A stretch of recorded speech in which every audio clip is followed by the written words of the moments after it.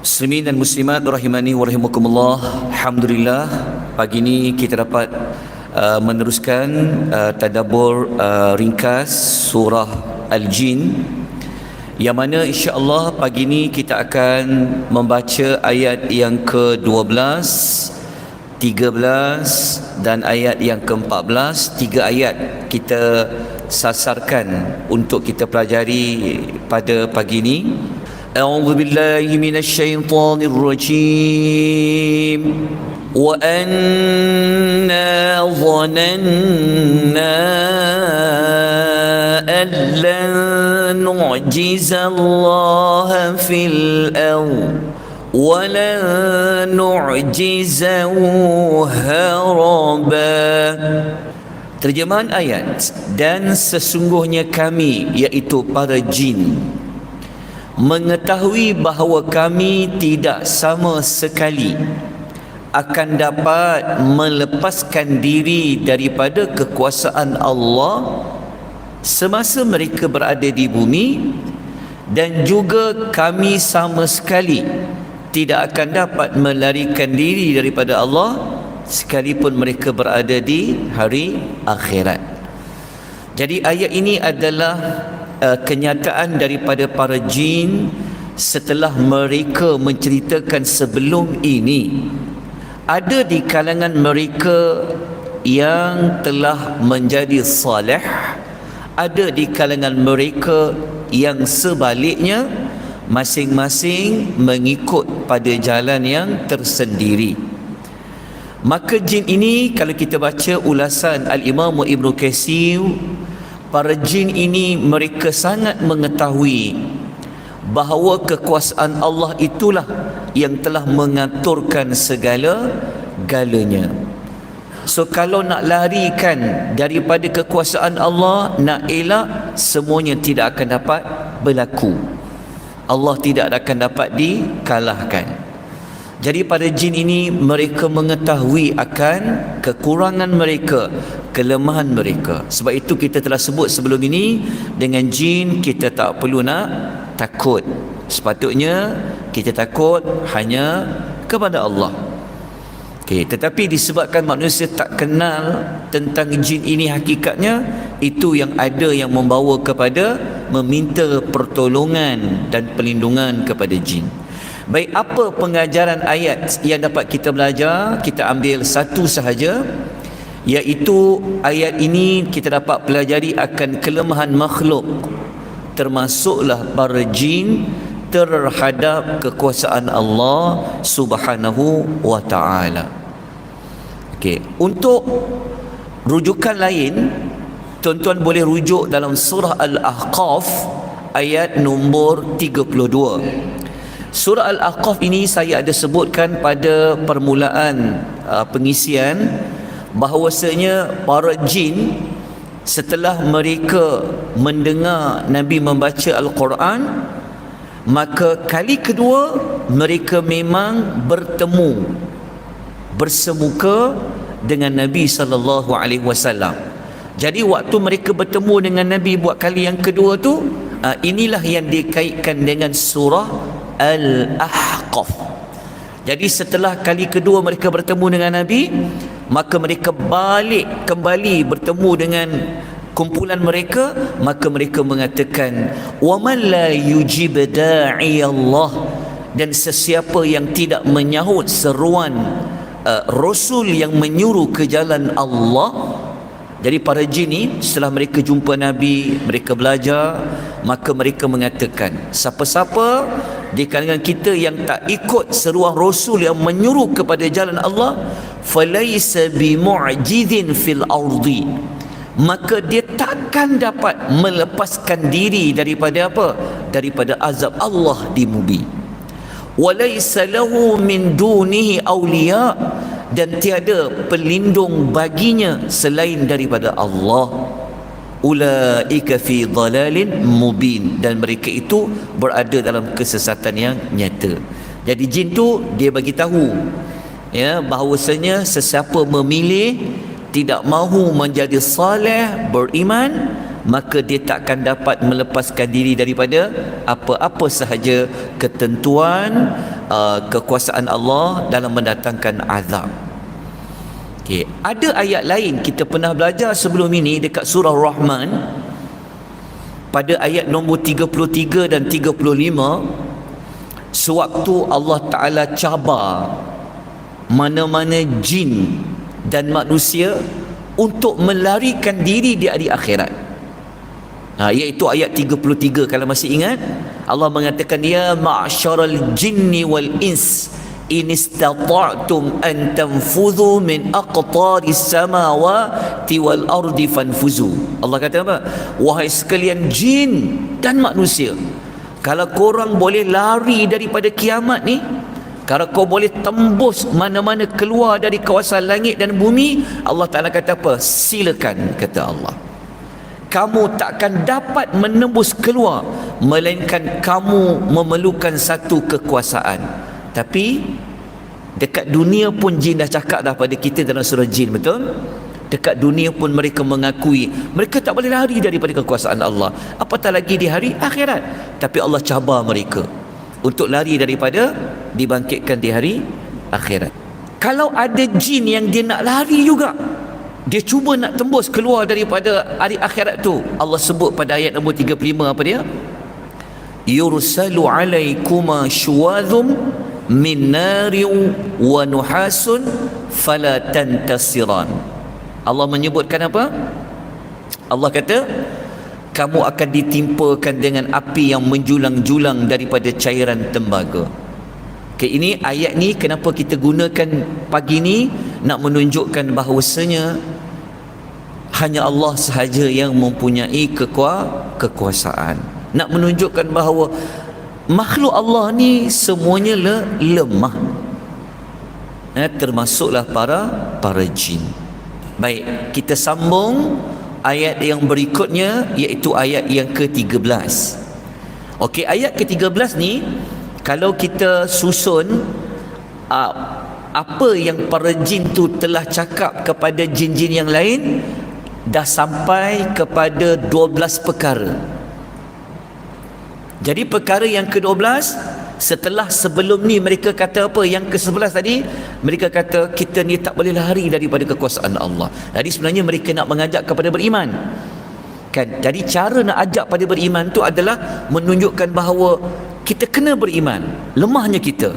Okey, ayat 13, wa anna lamma sami'na al-huda amanna bih faman yu'min bi rabbih fala yakhafu bakhsa فلا يخاف بخسا ولا رهقا. Okay. Para jin ini mereka berkata lagi, dan sesungguhnya ketika kami mendengar Al-Huda.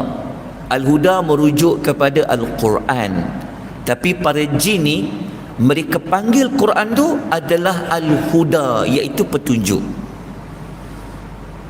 Kami terus beriman kepada Al-Quran itu, kata para jin. Maka sesiapa yang memilih untuk beriman kepada Tuhannya, maka dia tidak perlu takut dikurangkan pahala, dan dia tak perlu takut Allah menambahkan dosa. Jadi para jin ni mereka bersangka baik kepada Allah, dalam masa yang sama dia nak motivate jin-jin yang lain supaya apa? Berimanlah kepada Al-Quran, berimanlah kepada yang menurunkan Al-Quran. Ada dua kelebihan. Okay, apa maksud takut dikurangkan pahala dan ditambah dosa? Kita boleh baca ulasan Al-Imam Ibn Kathir. Pertama, Ibn Kathir kata apa? Ayat tadi tu adalah satu ungkapan yang menunjukkan kepada mereka berbangga disebabkan mereka dapat dengar Al-Quran dan memilih untuk beriman, kata Al-Imam Ibn Kathir. Apa makna wala yakhafu ba'sa wala rahaqa? Al-Imam Ibnu Katsir menukilkan ulasan daripada para ulama tafsir macam Ibnu Abbas, Qatadah dan ramai ulama kata ayat tu maksudnya adalah nescaya dia kalau dia beriman dia tak perlu takut mana-mana kebaikan dia pernah buat Allah Ta'ala kurangkan, ataupun dia tak perlu takut kalau dosa yang dia tak buat Allah Ta'ala akan tambah. Jadi pada dia nak kata mudah je, dia nak kata kalau kita beriman Allah ni sangat adil. Kalau kita buat mana-mana kebaikan Allah Ta'ala tak pernah tidak mengambil kira, akan diberikan balasan. Lepas tu mereka kata juga kalau kita tak pernah buat mana-mana dosa, dosa yang kita tak pernah buat tu takkan ditanggung oleh kita. Okey, saya nukilkan ayat lain dalam surah Taha ayat 112, tapi ayat ni bukan daripada jin lah, tapi ayat ni ada maksud yang sama macam ayat kita belajar tadi. Allah kata wa may ya'mal minas salihat wa huwa mu'min fala yakhafu dhulma wala hawma. Dan sesiapa yang melakukan amal salih dia beriman, maka dia tak perlu takut untuk Allah aniaya dia ataupun dikurangkan sedikit pun daripada pahalanya. Okey, jelas tentang ayat ini. Mari kita keluarkan pengajaran ayat. Apa yang kita dapat belajar? Ada dua perkara. Yang pertama, daripada ucapan jin tadi, maka kita dapat belajar Quran itu merupakan al-huda, adalah petunjuk bagi sesiapa yang dia nak beriman ataupun dia telah beriman. Jadi kalau sesiapa nak tahu apa lagi nak kena buat, apa lagi nak ditambah baik, macam mana jalan nak ke syurga, macam mana nak dapat redha Allah, maka boleh gunakan Al-Quranul Karim. Tapi nak kena fahamlah Quran tu kata apa dan sebagainya. Pelajaran yang kedua, ada dua kelebihan beriman kepada Allah, iaitu Allah Ta'ala akan berikan ganjaran kebaikan dan Allah Ta'ala takkan menganiaya kita apa yang kita tak lakukan. Baik, untuk pengajaran ini saya nukilkan satu lagi ayat dalam surah Al-Ahqaf, tapi ni ayat nombor 31 lah.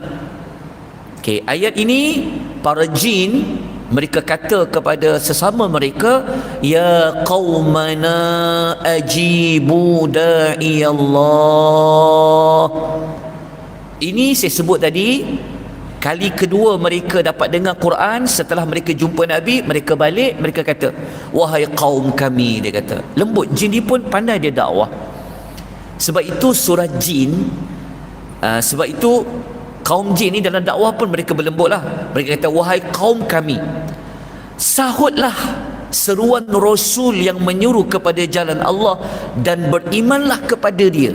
Beriman tu maksudnya apa? Percaya dia cakap apa, taat pada dia kata apa, supaya apa? Yaghfir lakum min dhunubikum, supaya Allah mengampunkan sebahagian dosa kamu, wa yujirkum min azabin alim, dan menyelamatkan kamu daripada azab yang pedih. Okey, kita masuk ayat nombor 14. InsyaAllah ada lagi 4 minit lebih. InsyaAllah boleh. Okey, ayat nombor 14, para jin itu cerita lagi. Sebenarnya kita belajar ni, belajar apa? Belajar tentang apa yang jin itu telah cerita kepada jin-jin yang lain. Maknanya di alam jin yang dulu. Mungkin ada waris-waris jin tu yang dia dengar apa yang kita sedang perbincangkan. Okey, ayat nombor 14. Wa anna minnal muslimun wa minnal qasitun faman aslama faulaika tahawraw rasyada.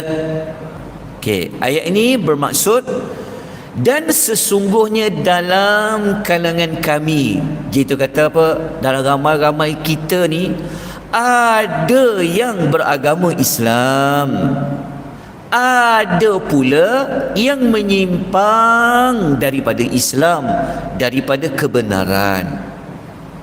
Jadi para jin yang telah beriman tu kata, maka siapa yang memilih untuk jadi Islam, maka mereka itulah golongan yang telah memilih, yang telah buat keputusan yang betul. Dia telah memilih jalan yang lurus. Jadi dalam ayat ni kita nampak, oh ada jin Islam ke? Jawapan dia, iya pak.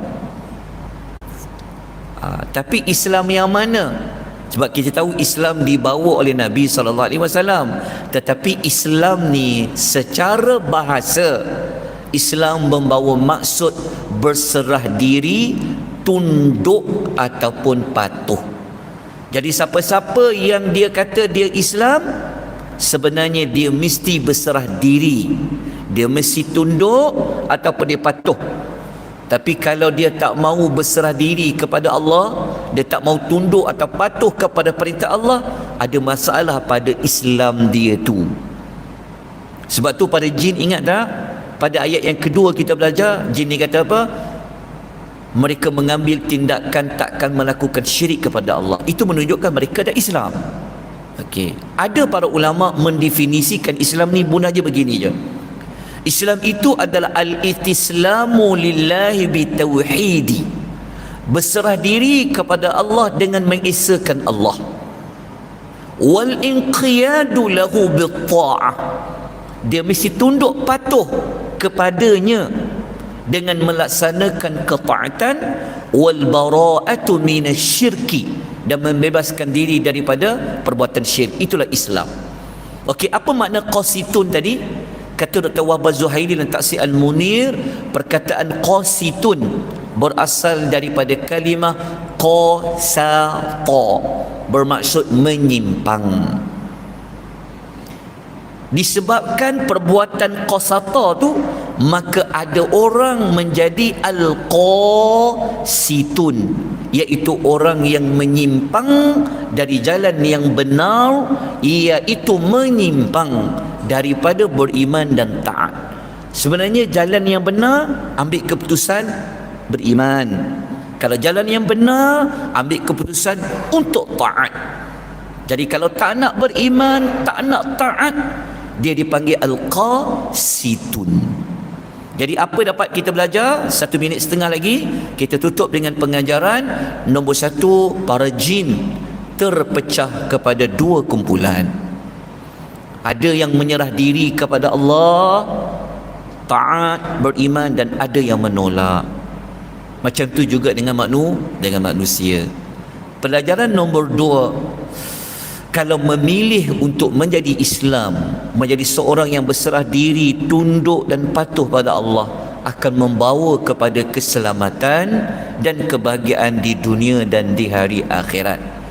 Pelajaran nombor 2 kita sokong dengan ayat lain, surah Al-Imran ayat nombor 85. Allah mengatakan, wa man yabtaghi ghairal islami dina falan yuqbala minhu wa huwa fil akhirati minal khasirin. Allah Ta'ala kata, siapa yang mencari agama selain agama Islam, maka takkan diterima agama itu, maka dia pada hari akhirat termasuk di kalangan orang yang rugi. Jadi ayat yang berikutnya, apa jadi kepada siapa-siapa yang menjadi qasitun? Ayat 14 hanya dapat tahu kalau siapa memilih jadi Islam, dia dapat apa? Tetapi kalau dia memilih menjadi qasitun, dia dapat apa? Jawapan itu minggu depan. Aqulu qouli hadza wa astaghfirullahal azim wa billahi taufiq hidayah. Wassalamualaikum warahmatullahi wabarakatuh. Subhanakallahumma wa bihamdika asyhadu an la ilaha illa anta astaghfiruka wa